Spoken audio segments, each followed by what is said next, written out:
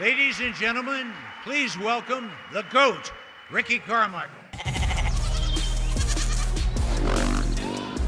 When people talk about Ricky Carmichael, they talk about the championships, the wins, the records, the perfect seasons, the numbers that may never be broken.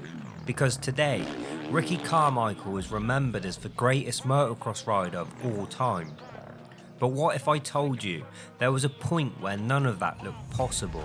I mean, I hated racing motorcycles. I absolutely hated racing motorcycles. I'd be 11, 12, 13 years old, literally like crying in my helmet when I was practicing. I hated it. When the most successful amateur rider in history finally arrived in the Premier class, he failed. The expectations weren't met. The results weren't there. He was overweight, injured, and completely unprepared for what was waiting for him. Earning his nickname is Showtime as he does the can-can. He's showing off, he's styling for the folks, but he's cutting laps. And for the first time in his life, Ricky Carmichael wasn't the future of motocross. He was a kid in danger of becoming one of its biggest disappointments. Yeah, it was a really tough year. I didn't hit any of the marks. I didn't live up to the expectation. I took too big of a bite out of the sandwich. I really did. What happened next didn't just create the greatest rider motocross has ever seen. It changed the sport forever. I've heard it from so many different top tier athletes, like Ricky changed the game. Most champions spend their childhood dreaming about greatness. Ricky Carmichael spent his trying not to let his parents down. But I always saw like the struggles that my parents would go through to get me there. And so just basically, I didn't want to let them down. The Carmichaels didn't have much: a tiny house, limited money, worn out bikes, and two parents sacrificing everything they had for a dream that wasn't even guaranteed to work. But one thing I feel like that I was given was I was able to realize and see the sacrifice that my parents made financially, what that looked like, trying to get me to races when maybe we didn't have the money that we needed to do this sport, and how they found a way to do it. And I mean, my parents didn't make great money at all. My parents were like poor, dude.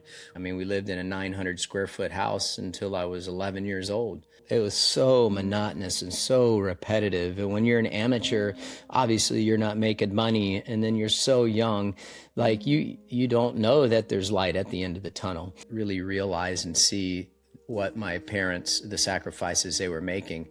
And I didn't want to let them down. Even though it was my choice, I still felt that I owed it to them. Looking back now, Ricky admits something surprising. For years, he hated motocross. There were times where I wanted to quit, dude. I hated racing, hated it. And practicing and all that, especially at that young age, from like 10 to 14, hated it. Because there wasn't greener pastures, and my practice bikes were clapped. Yeah. And they call my bluff once in a while. I'm like, I just want to quit. They're like, well, go ahead and quit if you want to quit. But dude, I'm like, I can't. In the back of my mind, I'm like, they're calling my bluff. I'm like, dude, I can't do that. You guys have sacrificed everything. But frustration wasn't aimed towards the sport itself. It was with everything that came with it. The grind, the sacrifices, all at such a young age. While other kids were swimming, playing baseball, enjoying summer, Ricky was practicing, traveling, racing, living the same day over and over again. When you're a young kid and you see all your friends doing a whole bunch of fun things, whether it's in the summer, swimming in the swimming pool, it just gets tiring. It's physically hard. My equipment always sucked because we didn't have the proper funding. Most of the times are unpleasant, but you're still hating the daily grind because you're seeing your other friends do a whole bunch of fun things, and then you're gone all the time on the weekend. I knew I wanted more for myself than what my parents and how they were living, and so I had no fallback plan. I don't have an option other than to make it, or at least try to make it. Every time he wanted to quit, he thought about his parents, and because of this, he kept showing up. Long before Ricky Carmichael became the greatest rider in motocross history, he became something far more valuable, a grinder, because sometimes greatness isn't built on talent. It's built on showing up when nobody else would. I'd be 11, 12, 13 years old, literally like crying in my helmet when I was practicing. I hated it. And I can't tell you the amount of times I told my parents I'm quitting. I don't want to do this anymore. I was burnt out, man. Couldn't give up, and I couldn't sabotage anything. I couldn't lay up because honestly, I just don't think that I wanted to let them down. Every sacrifice the Carmichael family had made was beginning to pay off. The endless miles, the missed childhood, the money they didn't have. Suddenly, it all started making sense. The results came quickly, and then they never stopped coming. 67 amateur championships, the most decorated amateur career the sport had ever seen. Utter dominance. How do you win 67 national amateur championships? How's that even possible? Yeah, You go because to every race on the planet. Yeah, like, how do you go to every run- race. You go to every race on the planet. I was very prolific amateur, but a lot of that was just from hard work as well. By the time Ricky turned professional, many believed motocross was looking at its next superstar. The future had arrived, and for a while, it looked like they were right. For the first time in his life, Ricky Carmichael wasn't the best rider on the track. The amateur king had arrived in the premier class, and suddenly, there was another king in the house, Jeremy McGrath, the greatest supercross rider the sport had ever seen. The kid who had spent his entire amateur career dominating everyone was now the one trying to catch somebody else. And so there started to be a lot of chatter about, hey, there's a guy, this kid, he's got a really great chance to contend and beat the king of Supercross, Jeremy McGrath. So I made the jump in '99, and yeah, it was a really tough year. I didn't hit any of the marks. I didn't live up to the expectation. I took too big of a bite out of the sandwich. I really did. And just wasn't ready. Got way ahead of my skis. The results weren't a disaster. In fact, for most rookies, they would have been considered a success. But Ricky Carmichael wasn't measured against most rookies. He was measured against the impossible expectations that followed him into the premier class. Ricky nosedive right into the face of that jump. Every great career has a defining moment. A moment where excuses can become easy. Bad luck, injuries, the people around him. Carmichael chose something much harder. He looked in the mirror and he blamed the only person staring back at him. But then there's also people, Shannon, that can just go out there and do something perfect 10 times in a row. Take a guy like me and K-Dub. K-Dub is 10 times better. He could go hit a ramp and do it perfectly, whereas I had to grind it out. To get it perfect 10 times in a row, it probably had taken me 20 to 30 reps. And that's the kind of talent that I didn't have. So I kind of shifted my goals, and I still needed to refine my program off the track. I needed to slim up. I needed to get some more cardio under my belt. It was an honest admission, one that most elite athletes would never make. And what Ricky lacked in natural ability, he made up for with something much more dangerous, an obsession with work. Okay, how do I beat this guy in a 16-round championship?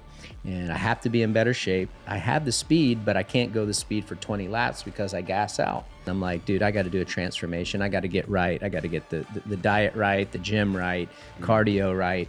And one thing, I started chipping away at that. The work ethic and the grind kind of like supersedes any level of talent. Like I'll take work ethic over talent any day of the week at the elite level. In 2000, Ricky Carmichael changed motocross forever. Not on race day, not with a championship, not even with a new riding technique. He changed what it took to become a champion. Talent was no longer enough. Carmichael turned motocross riders into full-time athletes. I kind of raised the game on the training side of things. Yeah, I kind of revolutionized the sport as far as a fitness level goes, and I hired a old cross-country World Cup mountain bike racer by the name of Eldon Baker. And man, I got this guy from South Africa, and we started working together midway through the year of 2000. Completely changed my body and really got me to where I was in tip-top shape off the bike. Moto after moto, cycling, running, recovery, nutrition, every day, every week, every month, until eventually Ricky Carmichael wasn't just training harder than everyone else, he was redefining what it meant to be a professional motocross rider. I've heard it from so many different top tier athletes. Like Ricky changed the game with training and like made it more serious and like a job. And like a lot of guys were like, he made it not fun because we knew if we, like you said, if we were working an hour, he was working 2 hours. Yeah, but it was definitely a massive moment. Not only, I look back, not only for me, but again, the sport in general and kind of the changing of what would happen from that point on forward. I've heard stories about these training sessions being exhausting. What was it like from your perspective? Terrible. I mean, for lack of a better word, terrible. You really had to keep it in perspective, though. You knew that, yes, you're suffering and it's just miserable, but in the end, we were all also going to be the benefactor. The man who once looked in the mirror and saw his own weaknesses had quietly turned them into his greatest strength. And soon, the king of Supercross was about to find out. Ricky Carmichael had transformed himself. The speed was there, the fitness was there, the belief was there, but there was still one obstacle standing between Ricky and everything he was working towards. The greatest Supercross rider the sport had ever seen, the king, Jeremy McGrath. This is a dude that I stayed at his house when I was 11 years old for a week when I was in California. Like, he was my hero. I used to go to the races as a young kid and sit on the back of his box van and just think like, man, this would be so cool to be like a dude like this. For years, Ricky dreamed of being McGrath. Now he had to beat him. And in 2001, the changing of the guard finally arrived. A historic season, a historic evening. Carmichael looking for his 15th win of the season. The checkers for Ricky Carmichael. History is tied. Look at these guys, John. Total respect. It wasn't just another championship. It was proof. Proof that the sacrifices had all been worth it. Proof that the suffering mattered. Proof that relentless work could overcome natural talent. Going back to trying to beat the king of Supercross, how I approached it, how much I worked, and what I had to do to get there, I mean, that was the avenue that needed to happen for me. Otherwise, I wasn't going to beat him. He doesn't mess up. So calculated, huh? So he's so calculated. Like, I'm just following him like, dude, this guy is gnarly. Look how he manipulates the bike. Look how his bike works well here. Look what he's doing. Now I see how this dude has won 72 Supercrosses and 7 championships. Now I have to try to emulate that at the practice track. And be better here. That's right. Here, He did nothing wrong. Ricky Carmichael hadn't just dethroned the king. He had changed the blueprint for becoming a champion. Talent was no longer enough. From that moment on, the days of turning up and relying on talent alone were over. A new era had arrived, and every rider chasing a championship had a decision to make: adapt or get left behind. I do blame MC for me changing the game because listen, dude, I'm coming up against the king of Supercross, right? No one was able to dethrone that guy over and over and over. He's winning everything at the time. Like, yeah. And I knew that I had the on-track game and the racecraft, but I didn't have the fitness to support that. And I'm like, dude, I got to do a transformation. I got to get right. I got to get the diet right, the gym right, cardio right. I started chipping away at that, and then came into 2001 and it ended up winning the series and never lost a championship from that point on. So everyone says, dude, you screwed it up. It's not fun anymore. I'm like, dude, you need to blame MC. If he wasn't so damn good, you wouldn't have been working your ass off so hard at home. Yeah, That's right. right? Yeah, right. And I mean, it's really that simple. Everything Ricky Carmichael had built his life around was finally starting to pay off. By 2002, Ricky Carmichael wasn't just winning, he was chasing perfection. And perfection can be a dangerous thing, because the closer you get to it, the more there is to lose.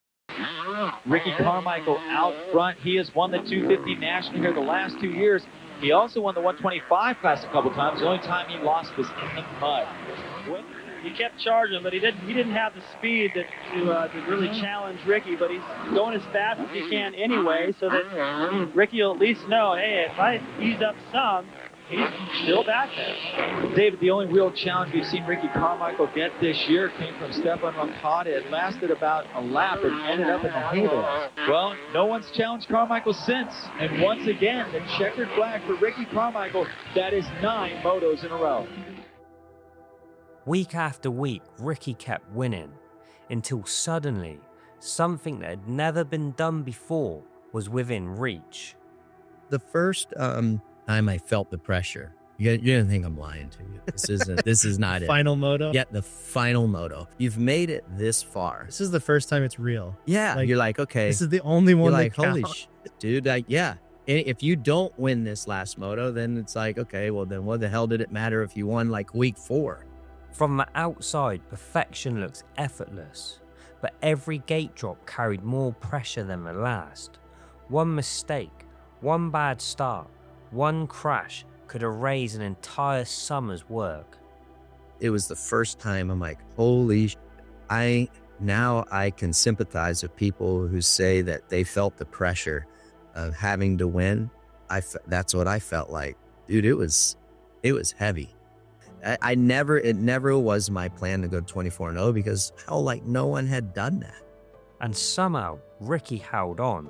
24 motos, 24 victories, a perfect season. One of the greatest achievements motocross has ever witnessed. Most riders spend an entire career dreaming of achieving something like that once. Ricky Carmichael isn't most riders though, and he went and did it twice. Just a few more jumps and a few more turns to go. Well, David's the most remarkable thing I've ever seen. It can only be equaled. It will never be topped. Ricky Carmichael has done it. 24 motos, 24 moto wins. That summer made me love motocross. Really? More than anything ever. You know what's crazy is like those times that I went undefeated. Dude, I never even like planned to go undefeated. Like who the hell does that? Most people remember the trophies, the championships, the perfect seasons. Very few remember what it actually cost to build them, because greatness has a price, and Ricky Carmichael paid all of it. Your entire life revolves around this thing, 24/7. There's a lot of sacrifice in like the way you live your life and things you might miss out on. You're like a recluse, and that's what it took for me. There were times it did feel like, damn, like, would it be funner to like maybe not practice today or take the weekend off, like on an off weekend and go to the lake, go to the river, or, you know, do stuff like a lot of my competitors doing? Hell yeah. His life revolved around one thing, winning. Every decision, every meal, every workout, every day for years. While everyone else was living, Ricky was preparing. While other riders enjoyed the spotlight, Ricky lived in a bubble. So you got Carmichael that stayed completely to himself. When I was on Team Suzuki right there with Carmichael, I wasn't allowed to be on the test track the same time he was. He didn't have friends. Carmichael wanted to dominate. Winning meant more than anything else. It wasn't glamorous, it wasn't balanced, and it certainly wasn't normal. But Ricky never wanted normal. He wanted greatness. And in his mind, greatness demanded everything. What I was able to accomplish then has given me a great life to where all the fun that I missed out and back in the late 90s and throughout my time in the 2000s, I'm living it tenfold right now. Today, people remember Ricky Carmichael as the GOAT for the championships, the wins, the records, the perfect seasons. But those numbers only tell part of the story. Because Ricky Carmichael didn't just change motocross because he won, he changed motocross because of how he won. Before Ricky, motocross riders trained. After Ricky, they became full-time athletes. Before Ricky, talent could carry you. After Ricky, it couldn't carry you far enough. And a lot of people will always like ask, like, well, dude, how did you get to where you were? And it's really pretty simple, just hard work, straight up. It sounds boring, and everyone wants some gnarly story about this, blah, blah, blah. I mean, I think the only thing that's gnarly about my story is just how much I trained, rode, and prepared compared to my competitors. Ricky Carmichael didn't just change himself, he changed the standard. And maybe that's the greatest legacy he leaves behind. Because after Carmichael, motocross was never the same. Not because riders suddenly became more talented, but because they realised talent alone was never going to be enough. Every champion that followed trained in the world Ricky built. And that's why Ricky Carmichael will never just be remembered as the greatest rider motocross has ever seen. He'll be remembered as the man who changed what it took to become one. Ladies and gentlemen, please welcome the GOAT, Ricky Carmichael. In recognition of your unparalleled achievements in AMA competition, including 15 AMA motocross and supercross titles, 150 overall national wins, and 2 perfect seasons of outdoor motocross, your 4 individual Motocross of Nations championships, and 3 team championships, your tireless work ethic, it gives me tremendous pleasure to welcome you to the AMA Motorcycle Hall of Fame, and thank you, sir. Thank you. You bet.